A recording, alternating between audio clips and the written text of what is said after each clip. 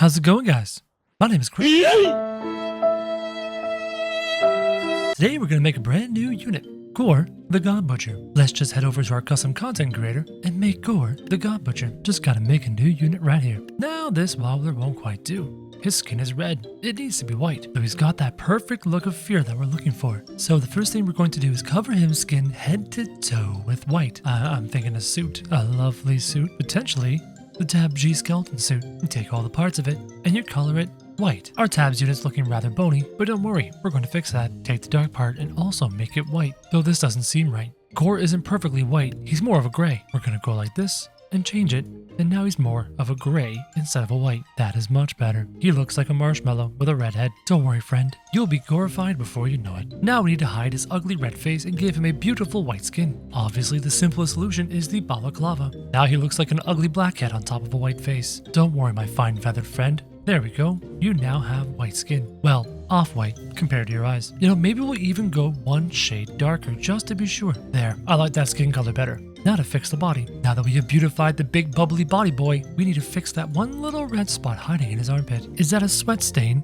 Or is that a hole in your body? We just need to find the right kind of shirt to cover that up. There. This will do perfectly. We'll quickly take the holy shirt and make sure it is the correct shade of gray. And as you can see, he no longer has a stinky armpit. You're just a smooth, gray Gorr boy now. But Gorr isn't naked. Gorr is wearing clothes, so we have to give him a shirt. This farmer's apron's gonna add a nice level of layering, though I'm pretty sure Gorr didn't wear pink. Would you like to wear pink? We're gonna turn this pink into beautiful glistening white, and it stands out against his skin. From there, we need to give him a triangular feature in the shoulders. This spooky scarf does a great job doing just that, but first we have to turn everything a glistening white. But the shoulders aren't done. He looks like he has a triangle on his neck, like he covered a slice of pizza in a bunch of white paint. I don't know about you, but I would not want to wear pizza paint. I think Gorr needs a beautiful cape. This vampire cape will do nicely to add some dynamics to his triangle cape. No more white pizza for you, Gorr. Something is bothering me about this Gorr, and I can't quite place it. It's his eyes. They're too lifelike and human. He needs to have special eyes, such as ghost eyes. Much better, Gorr, much better. Now, Gorr the God Butcher wears pants, or something kind of like pants. I could give him a skirt, but I think a skirt would be wrong. I can give him spiky kneecaps, but I think that's still wrong. These fantasy good pants are almost perfect, exactly what we need. Just need to color them white, and we'll be good to go. Black is not white.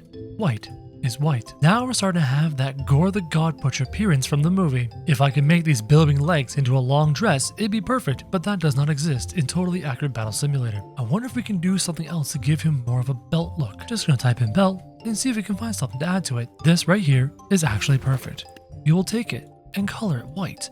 And as you can see, it adds a belt texture in the middle of his body. This is perfect for Gorr. Are you happy, Gorr? I would still like to add more of a scarf around his shoulders and neck. Let's go into, actually, I just saw one. A little more scarf. Take this scarf and color it white, and voila, you've got even more texture here in the neck, but the shoulders aren't quite right. This one here also adds more layering in the neck. Beautiful for a scarf for Gorr. Gorr, you are starting to look fantastic. But Gorr is nothing more than a mortal man without his sword. And when it comes to swords, we have plenty of options. The wizard sword is quite good. That straight crossguard makes a big difference and adds something to Gorr's knight sword. Another option would be the king's sword.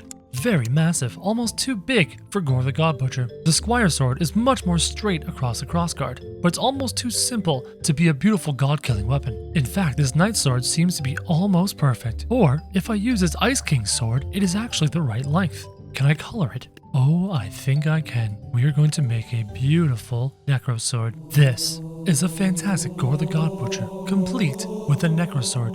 Comment down below. Let me know what you think. When it comes to abilities, we know Gorr can teleport around the map, so we will give him the Assassin Poof. He is also able to summon dark evil things, so we will give him a self-copy, creating shadow clones. He will also spawn witches, which is as close as we get to summoning shadow demons. We will also give him Legacy Impale, which is very similar to an ability we saw in the movie. When it comes to stats, we will give him Avengers level stats. We'll set that to 10. And damage, we will set that to 1000. Now we need to take a picture of our lovely Gorr the God Butcher. Gorr, I think it's time we take you for a spin. Gorr will look perfect in my Marvel faction. For our first test, I think we're going to do the Squires. I want to see how Gorr responds to multiple units. I need to be honest, Gorr, you look absolutely fantastic. Let's see what happens when Gorr teleports behind the Squires, summoning the black totems, the black stumps, the Black Lugs. These poor guys are captured, much like Thor was captured on that moon planet. These squires are no match for Gorr the God Butcher, as his sword throws orbs of darkness. Summoning the witches is very fitting for Gorr. For our next fight, Gorr the God Butcher is gonna fight one of the Avengers. He is gonna fight Iron Man, and we will see who is more powerful as Gorr the God Butcher teleports behind Iron Man. Iron Man is trapped,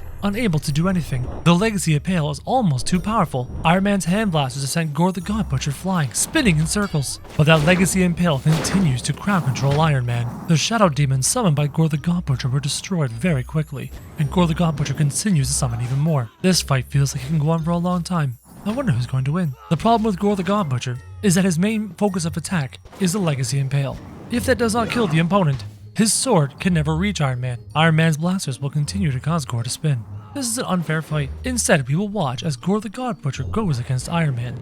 The lightning strike will do damage to the witches, and Gorr will fight one-on-one with the first Avenger. Gorr the God Butcher can finally use his self-copy ability, activated because of the Necrosword. He can also use the Necrosword to attack Iron Man, and by Iron Man, I clearly mean Captain America. Gorr the God Butcher has duplicated himself multiple times, summoning multiple witches, but Captain America is no Shroud. One does not simply kill Captain America. This fight has been raging on for 10 minutes. Clearly I did not give them enough damage. Clearly their HP is far too much, and I hope you guys enjoyed this video. If you did, comment down below and let me know. And as always guys, thank you very much for watching.